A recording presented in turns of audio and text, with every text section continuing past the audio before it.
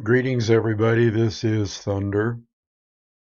I'm going to continue on now with part 4 of the great work and natural law.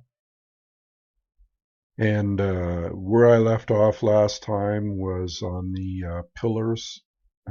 So if you want to review what I've done in the past, you should do that. You should watch parts 1, 2, and 3 to catch up here and to be able to understand what I'm talking about here.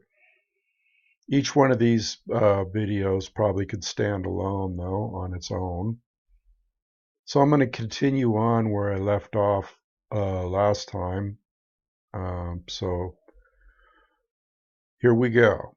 I left off on the two pillars of enlightenment: the sacred feminine non-aggression principle and the sacred masculine self-defense principle. So now we're going to go to something called ownership. Again, here is a picture of the earth with a padlock on it as a prison. And we have to ask ourselves, why is this our current condition? Why is mankind enslaved? Why is everything seemed to be restricted, censored, and all that, all of those things, okay? And the main reason our species continues to experience a systematic and growing loss of freedom is because we collectively do not deeply understand ownership, and we continue to commit and condone theft. Ownership. To own a thing means that regarding that thing, an individual maintains rightful possession, control of usage, and responsibility. And so we've talked about natural law in the past and discussed many viewpoints about it. But to sum it up, natural law can be essentially reduced to a single spiritual law. What is that law? That law would be simply don't steal, to put it in very simplified terms. It can all be reduced down to this one essential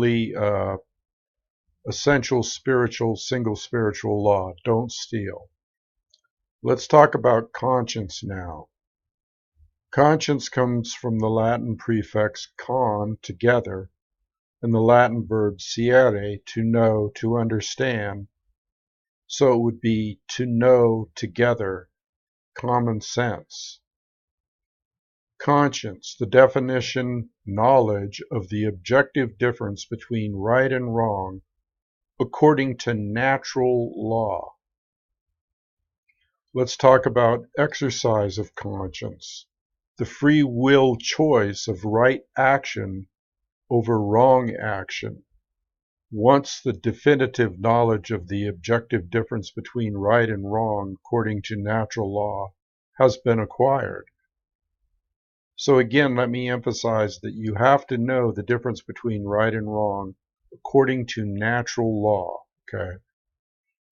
Then you can start thinking about your conscience.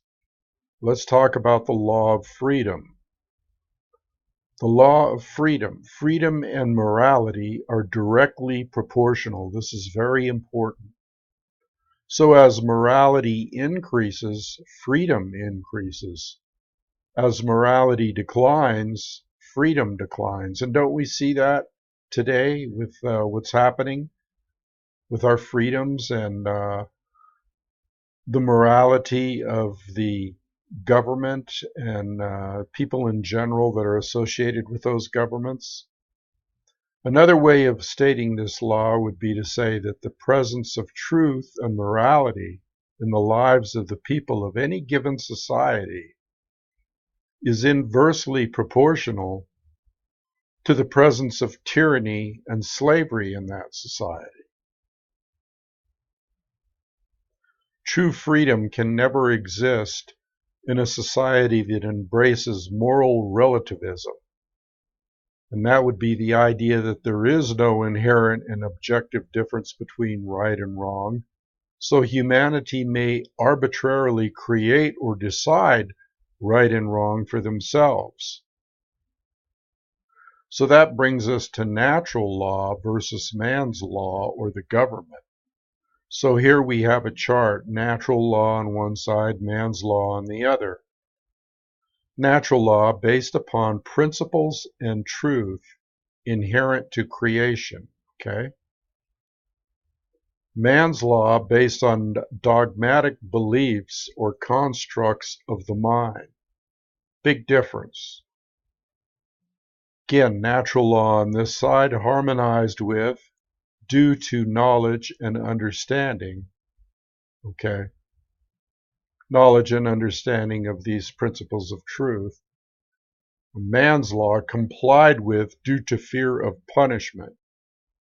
Natural law, universal, exists and applies anywhere in the universe regardless of location. Man's law differs with location based upon the whim of legislatures or moral relativism. Natural law, external and immutable, exists and applies for as long as the universe exists and cannot be changed. Man's law changes with time based upon the whim of legislatures.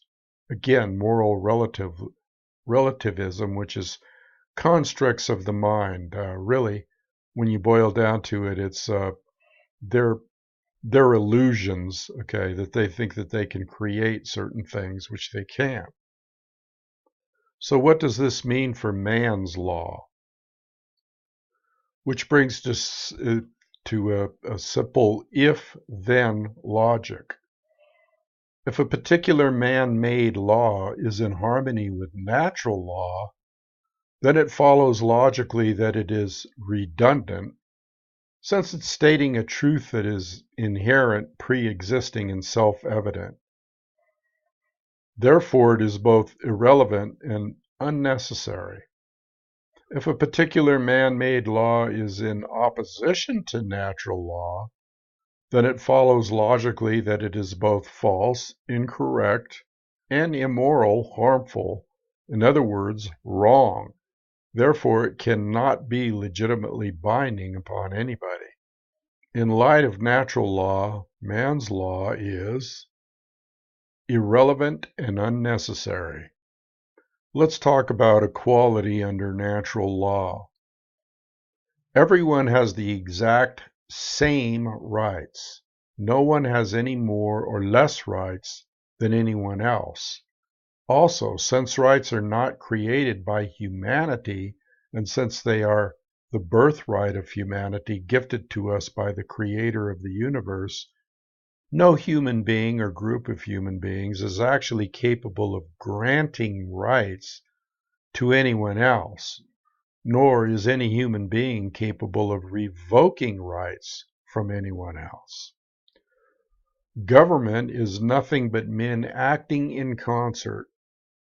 The morality and value of government, like any other association of men, will be no greater and no less than the morality and value of the men comprising it. Since government is nothing but men, its inherent authority to act is in no way greater or different than the authority to act of individuals in isolation. Government has no magic powers or authority, not possessed by private individuals. Let he who asserts that government may do that which the individual may not assume the onus of proof and demonstrate his contention. Let me read that last part again. Let he who asserts that government may do that which the individual may not assume the onus of proof and demonstrate his contention. Government, from the Latin verb gubernare, to control, and the Latin noun mens, meaning mind. Therefore, government means mind control. Bet you didn't know that. The etymological origin of the English suffix ment is often debated, yet it is overwhelmingly clear that those who created the English language deliberately chose mens, the Latin word for mind, to mean the state of, or the condition of, in direct keeping with the first principle of natural law, the principle of mentalism, which demonstrates that in order for any particular thing, event, circumstance, state, or condition to exist as it currently does in our manifested reality, the plane of effects, it must have first existed in mind, the plane of causality. Let's talk about authority, jurisdiction, from the Latin noun jus, juris, law, and the Latin verb dictere, to speak, to say. Thus, jurisdiction literally means to say what the law is. So authority is an illusion of a diseased psyche based entirely in violence and built upon the erroneous and dogmatic belief that some people are masters who have the moral right to issue commands, and others are slaves who have a moral obligation to obey the masters. In other words, slavery, authority equals slavery. The belief in the legitimacy of authority is the belief in the legitimacy of slavery. So ultimately, authority is the idea that man somehow can become God and through jurisdiction dictate the law. We can see how erroneous this is. This is all going to fit in, people, and if you don't understand any part of this, please go back and just read the slides and kind of try to follow it. Let's talk about religion, because that's a prominent piece of the puzzle. From the Latin verb relegare, and that means to tie back, to hold back, to thwart from forward progress, to bind. Interesting, huh? A system of control based in unchallenged dogmatic belief which holds back the progress of consciousness. The one true divide. Let's talk about this one true divide. There is only one true divide that separates humanity into two distinct types of individuals. The criterion for this divide is whether or not an individual believes in authority, and therefore believes that there is a legitimacy to slavery. That's so important, believing in authority. How many people believe in authority and therefore give legitimacy to this slavery that we're under? Let's talk about this true divide in terms of statism or statism and anarchist, okay, being an anarchist. This is real important because anarchy and anarchist has been given a real bad rap.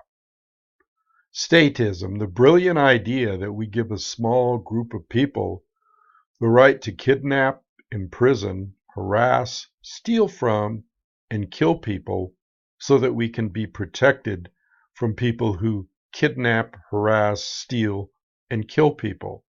In other words, we're giving them the same powers that we're trying to be protected against. An anarchist. This is kind of a cute meme because it shows Christ. I'm an anarchist, which he was, but most of my followers are statists or statists, which is very true because most people that call themselves Christians are in line with this way of thinking of the statist. So a statist is an individual who erroneously believes that there is such a thing as authority vested in certain human beings, magically giving them the right to rule over other people. This authority means that certain people who we call government have the moral right to issue commands to those whom they rule, those under their jurisdiction, and that their subjects, slaves, have a moral obligation to obey the arbitrary dictates, laws, set by their masters. Most simply put, a statist is someone who believes in the legitimacy of slavery. Conversely, an anarchist is one who knows that there could never be legitimacy to authority or government, because those terms are simply euphemisms for violence and slavery, which are always immoral and in opposition to natural law. Very important here, the definition of anarchy. No masters, no slaves. Very simple. From the Greek prefix, without, the absence of, and the Greek noun archon, master ruler. Anarchy does not mean without rules, it literally means without rulers, without masters. Anarchy is the state of existence where there are no masters and no slaves. Therefore, anarchy means the absence of slavery, or in other words, freedom. Sounds pretty good to me. And this word has been given such a bad rap and demonized. No rulers, no masters. In conjunction with this, let's talk about the fear of chaos. Chaos is a teacher. It teaches us through apophysis what not to do. In other words, you don't want to put your hand on a burning hot stove, okay? So that's a way of teaching through apophysis. In other words, it teaches us what not to do, okay? By experience and so forth. The control and slavery system is about limitation of free will through the destruction of possibility. True freedom includes infinite possibility, which by definition includes the possibility of chaos. This possibility must be embraced without fear if we are truly to be free. The fear of the possibility of chaos is the fear of true freedom. Death of the imagination. So therefore, the fear of the possibility of chaos is the death of the imagination. Imagination is the powerful ability of the human mind to envision a different state or condition than the one which is already manifested. Very important. Imagination must be present in order to create a different state of existence than the one currently being experienced, because according to the principle of mentalism, which is one of the Hermetic principles, for a different state to manifest in the physical world or the plane of effects, it must first exist within the mind or the plane of causality. If the imagination is stifled or destroyed, total mind control, any positive change to our state of existence becomes completely impossible. Through their fear of the possibility of chaos, which is true freedom, most people advocate the legitimacy and continuance of authority and government, and are therefore actually advocating the legitimacy and continuance of violence and slavery. Those who believe that authority is necessary and that it must continue have actually been duped into believing that human slavery is necessary and must continue in order to prevent this chaos. So we see how this all hooks up here, the fear of chaos, and they've instituted this fear of chaos. The state has, so it is the most dangerous religion in the world. And yet their violence and slavery cannot prevent chaos, okay? That is chaos. Violence and slavery are chaos, so we already have chaos here because of the most dangerous religion in the world, the state. And yet they're trying to make us fear chaos, labeling anarchy as chaos. Order followers, very important subject here. Here we have a group of order followers, just wonderful guys, the police and military. Following orders means doing what you are told to do without judging for yourself whether or not the action you are being ordered to carry out is right or wrong. If an individual is following orders, that individual cannot be exercising conscience, since by definition, exercising conscience means that one is willfully choosing for themselves right action over wrong action. Here is another photograph or slide of some of those following orders or order followers. Here is the result of following orders. Oh, we were just following orders.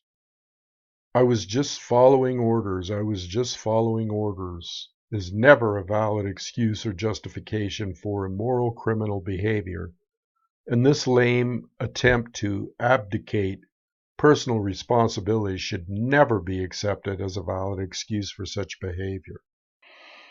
Let's look at the word justification from the Latin noun just, right, law, and the Latin verb facere, to make, to create, or to create a right.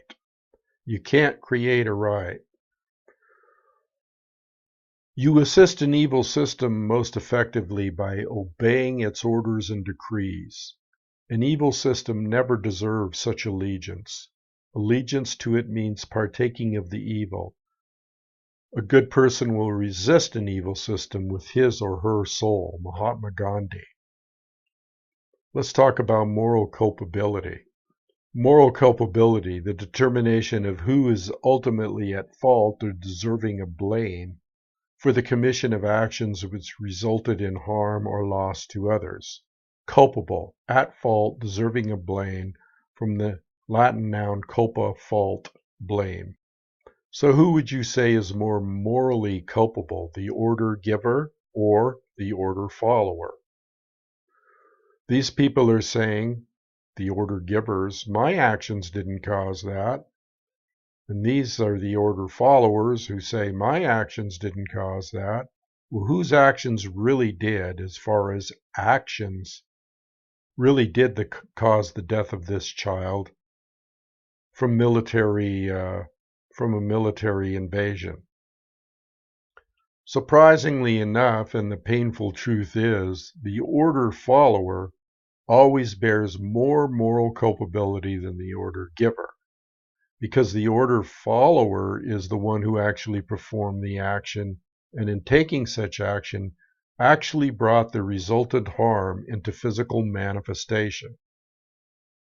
Order following is the pathway to every form of evil and chaos in the world. It should never be seen as a virtue by anyone who considers themselves a moral human being. Order followers have ultimately been personally responsible and morally culpable for every form of slavery and every single totalitarian regime that has ever existed upon the face of the earth. You need to think about that, because these regimes could never be in power without the order follower or their attack dogs. Responsibility versus abdication. Responsibility. An individual's personal responsibility to choose right action over wrong action for themselves is always their own. One can only claim that they are abdicating personal responsibility for such choice to someone else. It can never actually be done in reality. More simply put, an individual is always responsible for their own actions. No cop-outs. I love this guy, David Icke, and I'm going to read a quote from him. Accept responsibility for yourself and your actions, thoughts, and words. You alone make choices. You alone are answerable to the consequences of your behavior. The feeble excuse that your boss required it, the establishment expected it, holds no truth or justification.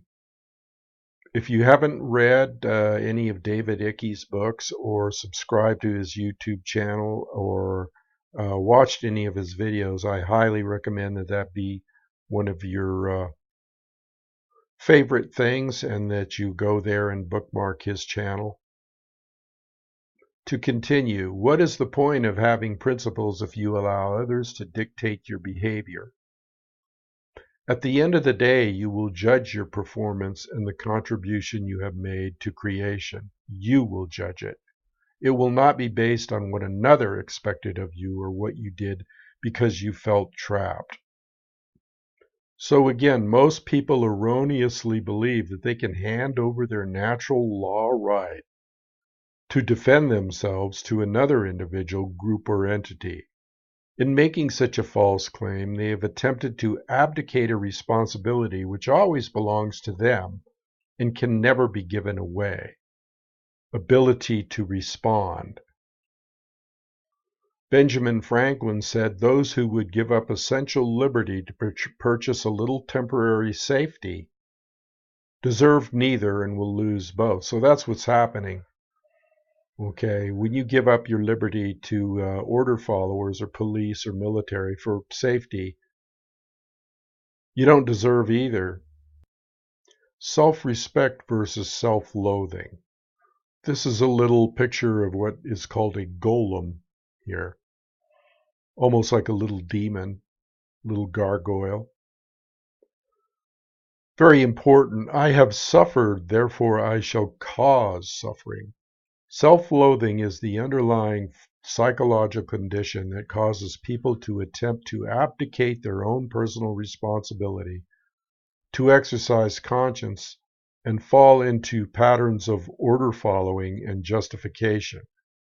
Just as it is not possible for an order follower to truly be exercising conscience, it is not possible for an order follower to truly love themselves. Self-loathing is created when an earlier trauma has been suppressed and buried into the subconscious mind, instead of being confronted, dealt with, and healed. Such trauma could take the form of feelings of inadequacy, whether real, suggested, or imagined. Definitely self-imprisoning, as this picture points out. Self-respect, from the Latin prefix re, again, and the Latin verb spectare, to look at, to take another look at oneself. Only self-respect can heal self-loathing and therefore help to put an order follower on the path to conscience. The lost word. What is the lost word? The lost word is a concept esoteric Freemasonry, or of esoteric Freemasonry, which represents a state of consciousness that has been largely lost to the majority of human beings. In order to speak the lost word, a human being must work upon themselves in order to achieve a state of equilibrium or balance between the left and right brain hemispheres, which I talked about in an earlier video. In such a state of consciousness, the being has come to know the self as well as the working operations of natural law, and in doing so has come to understand the objective difference between right and wrong, or as they were referred to in Freemasonry, light and darkness, respectively. The lost word. In the enlightened state of consciousness generated through the knowledge of natural law, a human being is finally able to speak the lost word, which is simply no. No is the word of all power. Only when we say no to those who would claim to be our owners, those who claim that it is they who will decide which rights we have or do not have, do we stop externalizing our power to anyone outside of ourselves, and in doing so, reclaim all of our rights. Sadly, very, very few people in our world have the knowledge, care, and courage that is required to do this. That is why this all-powerful word is considered lost.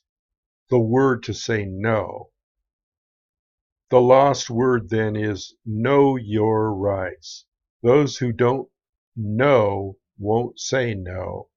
So this version, or this word, no, is a different kind of no, but it's just as important as this no. So you have to know in order to say no.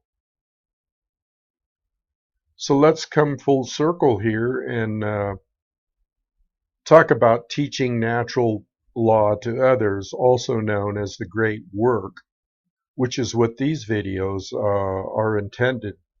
Thusly, I called them the great work. Let's talk about shift happens. A quantum shift in human consciousness is required for humanity to become free of its self-imposed state of slavery. Unfortunately, this great change is not an automatic process, nor is it guaranteed to happen at all. Whether or not it will occur is a function of the human will to learn the truth and teach it to others. This involves enormous effort, dedication, and persistence. Maybe, maybe not. So shift happens? Maybe, maybe not. This shift in human consciousness is all up to the efforts put out by people like myself and yourself to teach the great work. A quantum shift has requirements. Quantum is derived from the Latin noun quantum, amount. In order to tip the scales of truth and justice back to balance, a certain amount of people actually need to be doing the great work of helping others to receive the truth. Individual behavioral choices, either based in harmony or opposition to natural law, combine in energy and effect, and in the aggregate influence the quality of the manifested shared human experience. This dynamic acts as a perfect expression of the principle of correspondence. In other words, another Hermetic principle. As above, so below, as below, so above. Decisively contrary to the New Age view, in order for a quantum shift to take place, numbers are required. So in the New Age community, sometimes they say, oh, well, just a few people are required and it will change the whole dynamic of the world. Well, that's really not true. Numbers are required. So what is the true great work? The true great work can only be formed after one has already realized the truth regarding natural law and brought oneself into alignment with it. The true great work is then what comes next after you have done this. The true great work is the arduous task of influencing others to go through that very same process, which is what I am doing here, trying to influence those who watch this video. It is to help them to realize that in supporting and conditioning the legitimacy of authority in government, man's law, that they have actually been supporting and condoning the legitimacy of slavery, and that they were immoral for having done so. In short, what the true great work comes down to is to get people to abandon their religions, the false and dogmatic beliefs which hold back the progress of consciousness by impeding the reception of truth and natural law. What is the true great work? One does not become enlightened by imagining figures of light, but by making the darkness conscious. The latter procedure, however, is disagreeable and therefore not popular. Carl Jung, famous philosopher and psychologist. Again, what is the true great work? Educate and inform the whole mass of the people. That is the only sure reliance for the preservation of our liberty. Thomas Jefferson. A quote from Donald S. McIlvaney. In every declining civilization, there is a small remnant of people who adhere to the right against the wrong, who would recognize the difference between good and evil, and who will take an active stand for the former and against the latter, who can still think and discern, and who will courageously take a stand against the political, social, moral, and spiritual decay of their day. Another quote by Jesus, and this is one that some people never understood, but it is becoming evident now, and it is evident in context of what we're talking about here, about the great work. Do not suppose that I have come to bring peace to the earth. I did not come to bring peace, but a sword. For I have come to turn a man against his father, a daughter against her mother, a daughter-in-law against her mother-in-law. A man's enemies will be the members of his own household. Anyone who loves his father or mother more than me is not worthy of me. Anyone who loves his son or daughter more than me is not worthy of me. And anyone who does not take his cross and follow me is not worthy of me. Whoever finds his life will lose it, and whoever loses his life for my sake will find it. Basically, what Jesus or Yeshua was saying here is that this is going to cause a division. Truth causes a division, even between families. Okay, those who understand and accept it, and those who don't understand the truth of natural law, the truth of moral law or God's law. So what will this battle really be against? It'll be against inner demons, egos hardened into negative knowledge, emotional mind control, and fear of true freedom. Negative knowledge. The greatest enemy may not be ignorance, but rather the illusion of knowledge. Emotional mind control. If it's unpleasant, I don't want to hear it, I don't want to see it, and I certainly don't want to tell others about it. I'll just ignore it and it'll go away. See, this is what those who are doing the great work are up against. They are up against all of the emotional mind control that the media and the powers to be have constantly subjected us to, which is lies. 2 plus 2 does not equal 5. 2 plus 2 equals 4, and it always will. Great quote. Truth is belligerent. Truth is, by its very nature, at war with the forces of falsehood and deceit. Bertolt Brecht. Another quote by somebody that is anonymous. Great quote, though. We literally believe that we are in the right to ignore a message of truth if the messenger is somehow distasteful to us. I would argue this to be a symptom of total madness. So this fear of freedom that a lot of people exhibit, where does it come from? Refusal to own personal responsibility, self-loathing due to lack of respect, and abandonment issues. So another painful truth arises. The order follower always bears more moral culpability than the order giver, because the order follower is the one who actually performed the action, and in taking such action actually brought the resultant harm into physical manifestation. This does is worth repeating. Okay, order following is the pathway to every form of evil and chaos in the world. It should never be seen as a virtue by anyone who considers themselves a moral human being. Order followers have ultimately been personally responsible and morally culpable for every form of slavery and every single totalitarian regime that has ever existed upon the face of the earth. You got to keep this in mind, because the order follower is the one who keeps the totalitarian regimes of this planet in power, keeping us in slavery. Know the real enemy. This is not it. In other words, the people that gather at the Bohemian Grove and all those people, they're not the real enemy. This is the real enemy. Complacency, being lulled into a false sense of security. This is really the real enemy, the sleeping masses, the unconscious ones, the sleepers. Service to truth. Truth can never be destroyed, but humanity can be destroyed when we refuse to act in service to truth as her defenders.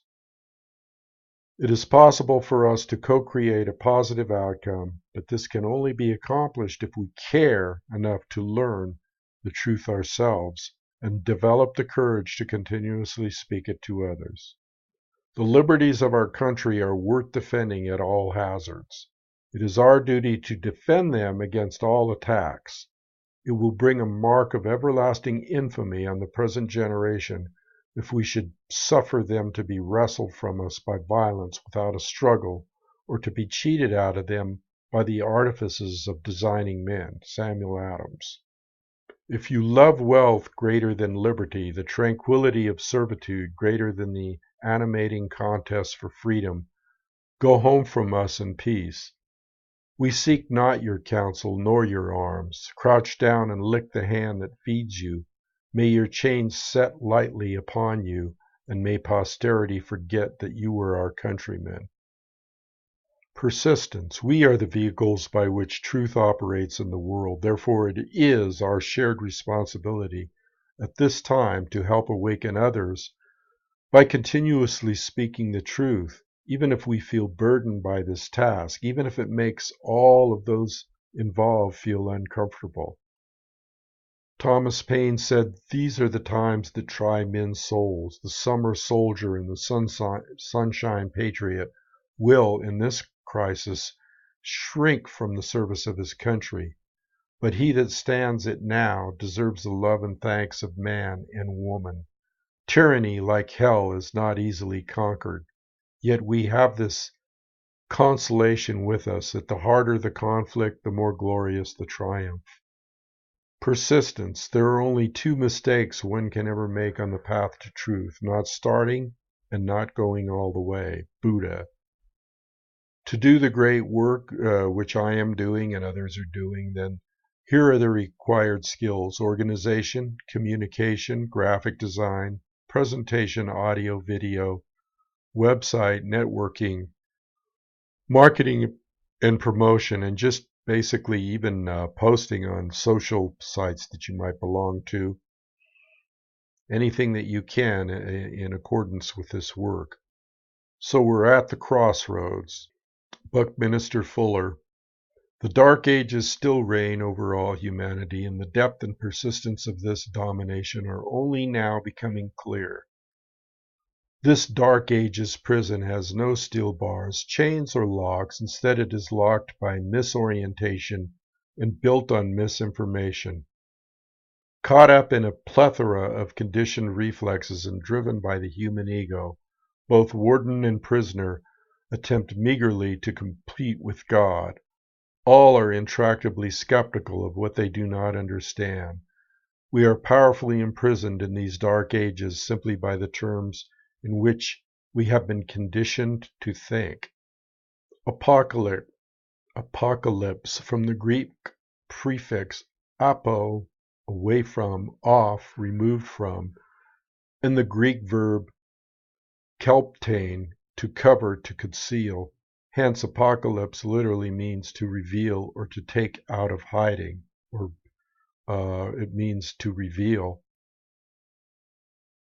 To reveal means to de-occult or to remove from the hidden. Apology. Was wrong. From the Greek prefix apo, away from, remove from, and the Greek noun logos, word. Hence, apology literally means to go away from the word or to give back the word. The Greek noun logos, word, comes from the Greek verb lego, to speak, to say. The Latin noun lex, legis, law, is derived from this Greek verb. God, not man, is the logos, the author of law. Humanity's work is to learn to listen to God's word, truth, and align its behavior to God's law, natural law. So apology was wrong? Apology. Humanity must make a cosmic apology by giving the word, authorship of law, back to God, its rightful owner, and collectively aligning its behavior with natural law. This is accomplished when we open our minds and hearts to truth, and when we start saying the lost word, no to evil. So we have to apologize. We have to make a cosmic apology. And this is only done, by aligning our behavior with natural law and spreading that word to others once we have done that ourselves. So this apology is done by living in harmony with natural law, which leads to freedom, peace, prosperity, survival, and evolutionary progress. Living in opposition to natural law leads to control, enslavement, war, evolutionary stagnation, and extinction.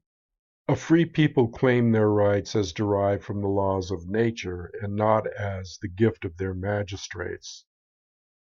The natural law of liberty, the natural liberty of man is to be free from any superior power on earth and not to be under the will or legislative authority of man, but only to have the law of nature for his rule. Nature to be commanded must first be obeyed. Francis Bacon. There is a law that man should love his neighbor as himself. In a few hundred years it should be as natural to mankind as breathing or the upright gait. But if he does not learn it, he must perish. Alfred Adler. So there are the keys. In the last videos that I have done, the last 4 videos, these keys are there. Look for them. They're the stairway to being free, living a different life, being at peace with yourself and your fellow man, and helping to do the great work, leading to happiness and leading to freedom, and leading to breaking the bondage that we find ourselves under. Living in an unchained world as we should, free from slavery again, free from slavery, free from government rule. It's time to look in the mirror and determine whether or not you, as a responsible person on this planet, is actually in line with natural law and spreading this word to others, as I am doing and as many other people are doing now.